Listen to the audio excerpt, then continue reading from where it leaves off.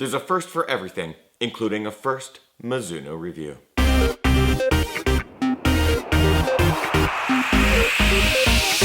Ginger Runner.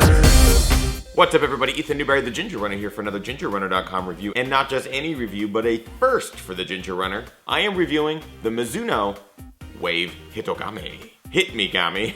That's a horrible joke. Look at this beauty right here. It is a work of art. You know, I actually haven't run in Mizunos for years. I actually gave them up because I didn't really like the plastic wave technology in the heel. But thanks to you guys and a lot of your input and a lot of your recommendations, I have decided to give Mizuno another chance, and I am glad that I did. The Wave Hitogami replaces the Mizuno Ronin and Mizuno Musha shoes. Those two shoes were discontinued. This was added to the lineup. I went into reviewing the shoe with a little bit of hesitation, a little bit of doubt, but I am happy to say that the Hitogami impressed me. It's quite a bit that I like about the shoe, a couple things that I dislike. Let's get on with this review. Things that I like about the Mizuno Wave Hitogami. The shoe is light. We're talking 7 ounces for this shoe. I consider it almost a racing flat, racing trainer. That's a really good weight for me. I would say a lot of that weight actually ends up being in the heel, thanks to this plastic and the heel counter. But it never felt off balance to me. It actually feels like a really great shoe. You barely notice it. It's really comfortable. And that lightness plays a big part in that. Flexible. The Hitogami is flexible in pretty much every single direction. And when we're talking racing flats or racing trainers, this is a perfect example of what I like. Give my foot the chance to bend, to flex, to do what it is designed to do. And the Hitogami hits it on the Hitogami.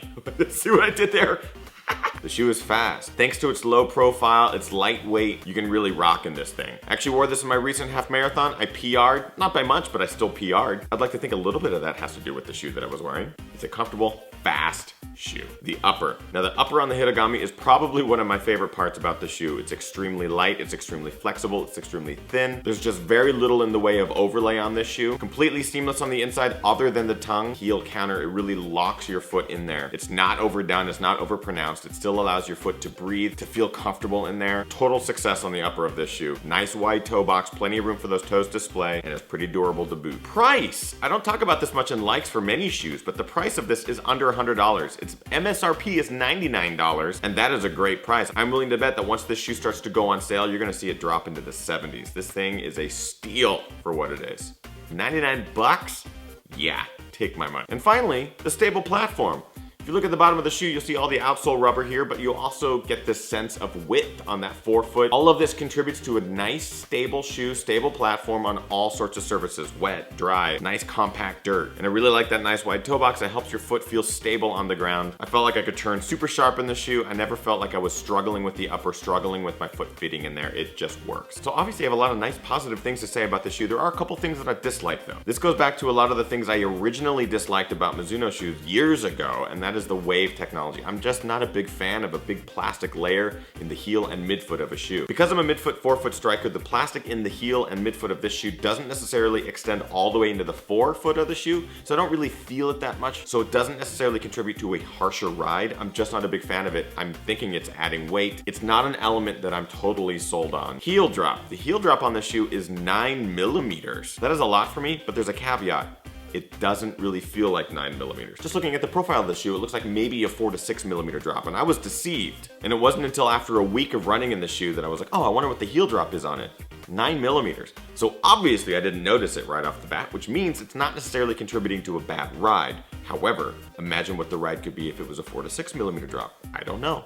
I'd like to try it. The laces. The laces on the shoe, while stylish, aren't very grippy. Every time I've had this shoe in a single or double knot, it has come unlaced. That's a problem for me, especially in a race.